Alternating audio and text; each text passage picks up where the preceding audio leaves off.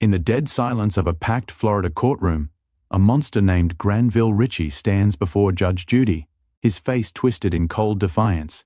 This is the man accused of the unthinkable, raping and murdering an innocent 9-year-old girl. As the evidence mounts like a tidal wave, the judge's gavel is about to deliver justice that echoes through eternity. But will it bring closure to a shattered family? Welcome to another gripping tale of instant karma on the scales of justice. Today, we dive into the heart-wrenching story of Judge Judy gives death sentence to child rapist Granville Ritchie. Imagine a quiet neighborhood torn apart by pure evil. A young girl named Felicia, full of life and dreams, snatched away in the dead of night by a predator who showed no mercy. Granville Ritchie, a 36-year-old handyman trusted by the community, betrays that trust in the most horrific way imaginable. He lures the child from her home under false pretenses, subjects her to unspeakable horrors, and ends her precious life to cover his tracks. The family is left in ruins, a mother sobbing endlessly, a father consumed by rage, and siblings haunted by nightmares that never fade. But in this courtroom, under the sharp gaze of Judge Judy, a no-nonsense arbiter, known for cutting through lies like a knife, Ritchie's web of deceit begins to unravel. This isn't just a trial, it's a battle for the soul of justice itself, where evil faces its ultimate reckoning. Hold on tight, because what unfolds will leave you questioning how such darkness exists in our world.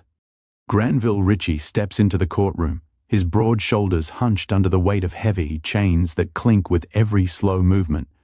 36 years old, with a shaved head and a tattoo peeking from his collar that reads no regrets, he scans the room with eyes that hold no spark of humanity.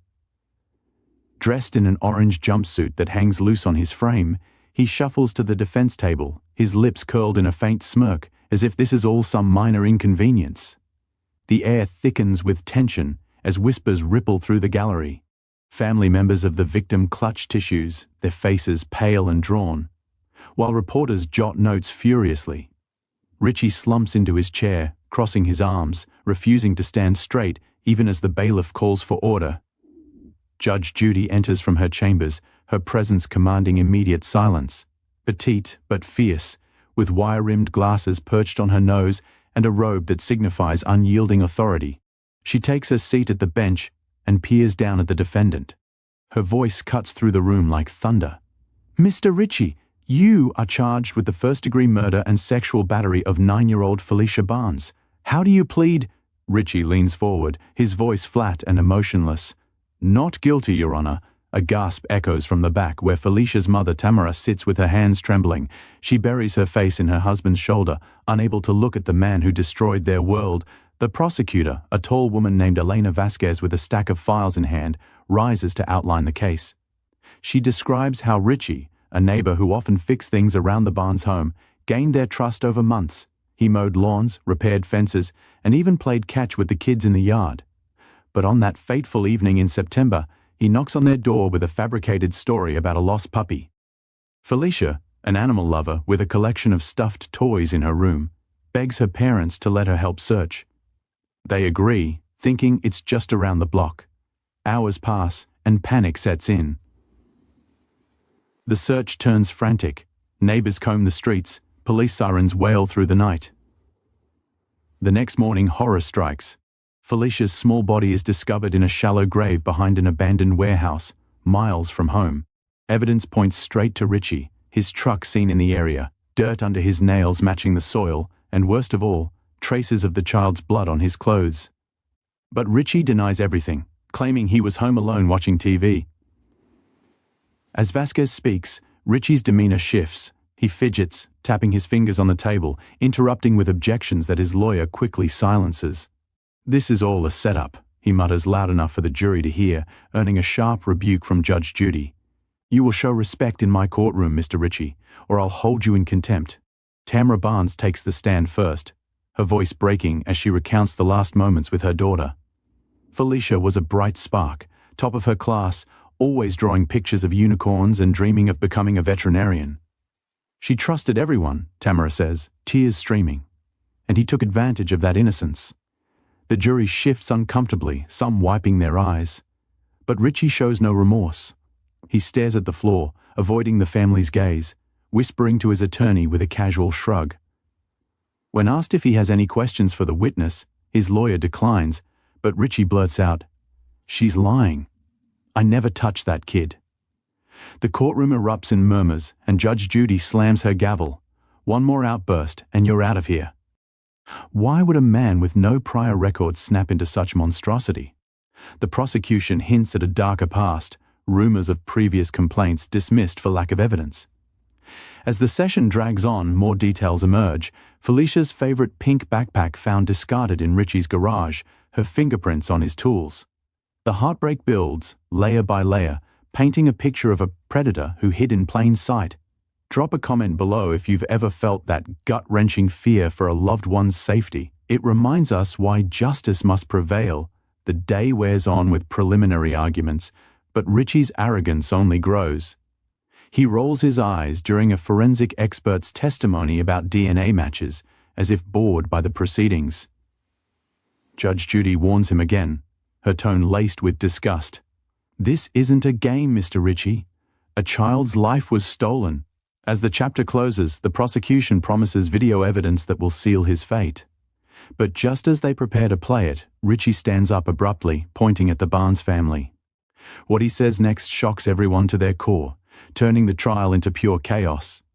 The courtroom doors swing shut behind the bailiff as he wheels in a large monitor on a metal cart. The screen flickers to life, and the room falls into a suffocating silence. Prosecutor Elena Vasquez stands tall, her voice steady but laced with barely contained fury. "Your Honor, the state will now present Exhibit 17A, security footage recovered from a gas station 3 blocks from the defendant's home on the night Felicia Barnes disappeared."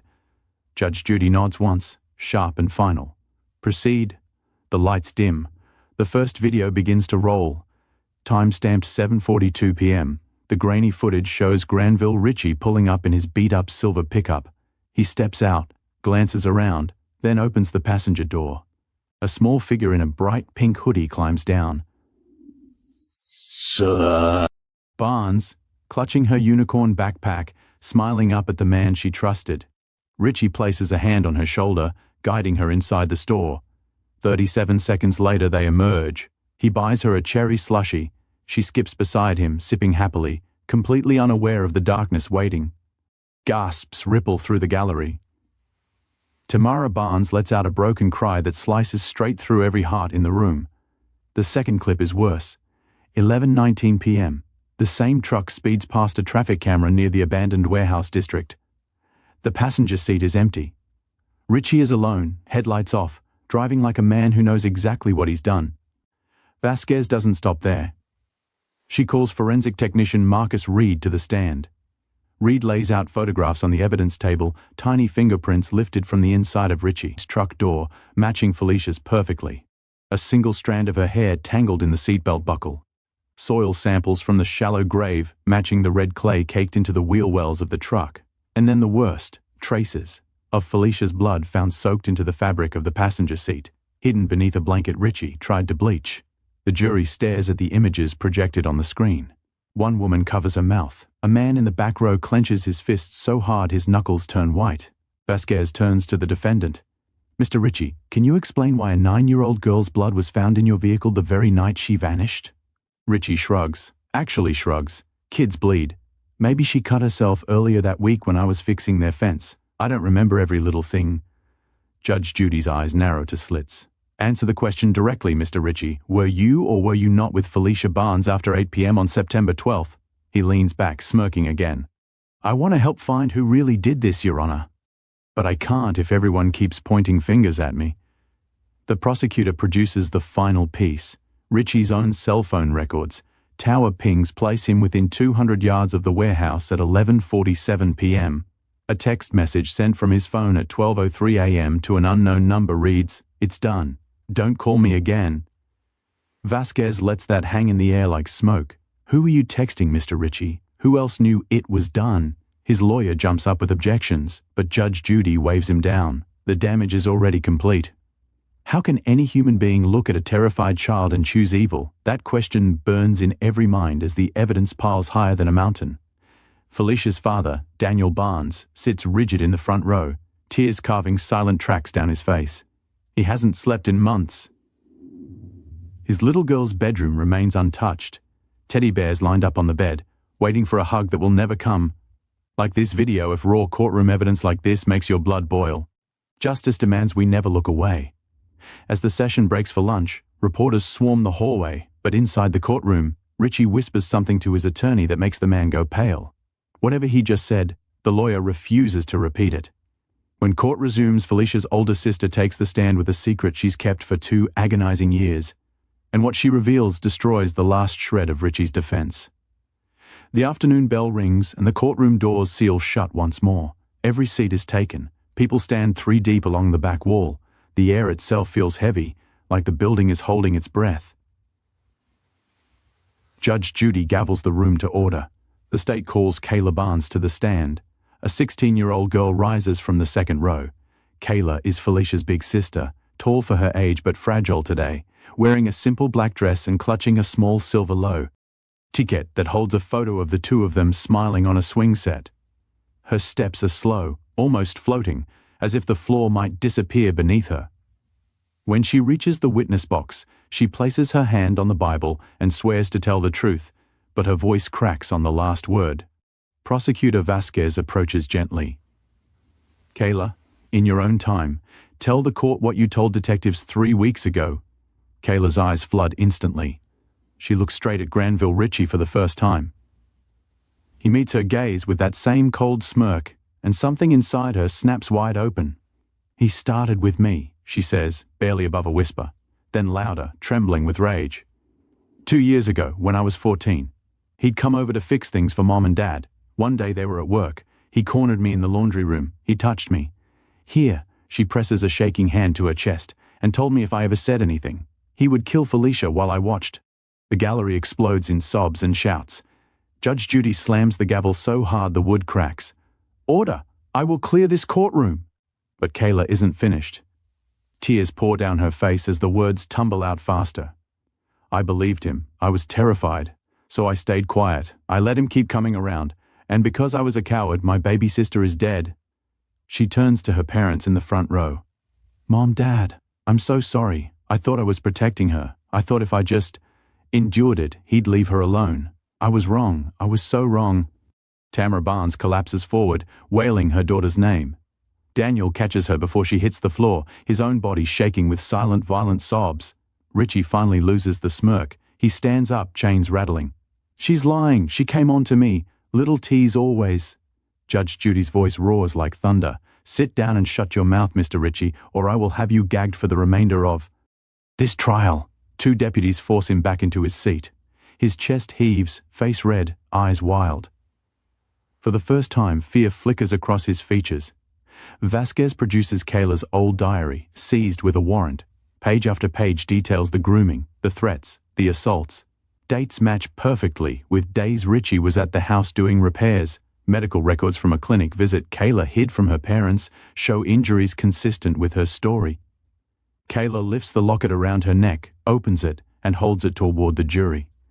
Inside are 2 tiny photos, one of her and Felicia laughing, the other a selfie Felicia took the week she died. Sticking her tongue out, captioned in childish handwriting on the back, "Best big sister ever. I was supposed to protect her," Kayla whispers, "and I failed. But I won't fail her now. Hit that subscribe button if you believe survivors like Kayla deserve every ounce of our support. Their courage changes the world." The prosecutor has no more questions. The defense declines to cross-examine. Anything they say now would only bury their client deeper. As Kayla steps down, legs barely holding her, she stops directly in front of Ritchie. The room holds its breath. "You took everything from us," she says, voice raw but steady. "But you will never take her light. Felicia is still shining. And today the whole world is going to watch you burn for what you did." She walks away. Ritchie lunges against his restraints, screaming obscenities that echo off the walls until deputies drag him back. Judge Judy removes her glasses, wipes her eyes once, then replaces them with steel resolve. When the jury returns tomorrow for closing arguments, Judge Judy is about to deliver a speech so powerful it will be quoted for decades. And what she says to Ritchie next changes the course of justice forever. The next morning, the courtroom feels different. Small, Er, as if the walls themselves have moved closer to witness what is coming. The jury files in with faces carved from stone. No one speaks. No one needs to. Judge Judy enters last. She does not sit right away. She stands behind the bench, hands gripping the edge, staring down at Granville Ritchie like she is looking straight into the pit of hell. "Mr. Ritchie," she begins, voice low but carrying to the back row without effort. "Yesterday, I watched a 16-year-old girl rip her own heart out on that stand so the truth could finally breathe. I watched a mother collapse because the pain of losing one daughter was doubled by discovering she had already lost another to the same monster years earlier. And through all of it, you sat there smirking like this was entertainment." The smirk is gone now. Ritchie's eyes are fixed on the table in front of him. "I have been on this bench for decades," Judge Judy continues, each word deliberate, heavy, final. "I have seen thieves, liars, cowards, and killers, but I have never seen evil wear such an ordinary face. You mowed their lawn, you fixed their fence, you accepted lemonade from a little girl's hand while planning exactly how you would destroy her. That is not just criminal. That is a betrayal of everything it means to be human." She leans forward. The microphone picks up every syllable like gunfire. "You want to know what keeps me awake some nights? It's not the monsters who look like monsters. It's the ones who look like the guy next door, the ones mothers wave to, the ones children trust. You counted on that trust. You weaponized it. And then, when the spotlight finally found you, you dared to stand in my courtroom and call a child a liar. You dared to call a grieving sister a tease." A tear escapes Judge Judy's eye. She does not wipe it away. "Let me be perfectly clear for the record and for every parent watching this from home who will hug their child a little tighter tonight because of what you did. There is no punishment on this earth large enough for you, but the law demands we try. And today, the law will speak through 12 ordinary citizens who have seen the unbearable and still found the strength to do what is right." She turns to the jury. "Ladies and gentlemen, you have sat through horrors no human should ever have to imagine. You have seen the blood in that truck. You have heard a sister beg for forgiveness she does not need to ask for. You have watched a predator finally run out of shadows to hide in. The evidence is not just overwhelming, it is suffocating. There is only one verdict that honors Felicia Barnes, that honors Kayla Barnes, that honors every little girl who will sleep safer tonight because this man will never walk free again." Judge Judy's voice rises now, shaking with controlled fury. "Granville Ritchie, you do not get to sit there silent anymore. Look at me." He refuses. His head stays down. "I said, look at me." His eyes lift, red-rimmed, filled with pure hatred. "You will die in a cage," she says, calm again, ice cold. "And when that day comes, whether it is tomorrow or 50 years from now, the last thing you will see is the memory of a 9-year-old girl in a pink hoodie skipping beside you, trusting you, believing you were taking her to find a puppy. That memory will follow you into whatever darkness waits for men like you, and it will never, ever let you rest." The courtroom is so quiet the clock on the wall sounds like a hammer. Why do we even allow creatures like this to breathe the same air as our children? That question hangs unanswered because some truths are too raw for words. Drop a like if you believe judges like this are the last line between innocence and evil. We need more of them. Judge Judy sits at last. She nods to the foreman, the jury doe. "Let's not leave the box. They have already decided." In less than 8 minutes, they return with a verdict that makes history, and then Judge Judy does something no one in that room will ever forget. Something that instantly goes viral around the entire world. The foreman stands. His hands tremble as he unfolds the single sheet of paper. The entire room leans forward as one living thing. "In the matter of the state of Florida versus Granville Ritchie," he begins, voice cracking, "on the charge of first-degree murder. We, the jury, find the defendant guilty." A sound erupts, half sob, half roar, from the Barnes family. Tamara collapses into Daniel's arms. Kayla stands frozen, tears streaming, mouthing thank you to the jury over and over. The foreman is not finished. "On the charge of sexual battery upon a child under 12, guilty. On the charge of aggravated child abuse, guilty. On all counts, guilty." Judge Judy does not wait for silence. She does not need to. Her next words cut through the chaos like a blade. "Mr. Ritchie, stand up." Deputies haul him to his feet. His legs barely hold him now. The arrogance is gone. Something broken stares out of his eyes. "Granville Ritchie," Judge Judy declares, You have been found guilty by a jury of your peers for crimes so vile they stain the soul of humanity itself. The state of Florida sought the ultimate penalty, and this court agrees. It is the sentence of this court that you be removed from this place and delivered to the custody of the Department of Corrections, there to be held until the appointed day when you are taken to the death chamber and executed by lethal injection until you are dead. May God have mercy on your soul, because no one in this room ever will. She slams the gavel once. The crack echoes like a gunshot, but she is not done. Judge Judy steps down from the bench, something no one in that quarter has ever seen her do during sentencing. She walks straight to the Barnes family. The bailiffs part like curtains. She stops in front of Kayla first. The teenager is shaking so hard she can barely breathe. Judge Judy reaches out, cups the girl's face with both hands, and looks her dead in the eyes. "Listen to me, young lady," she says, loud enough for every microphone to catch.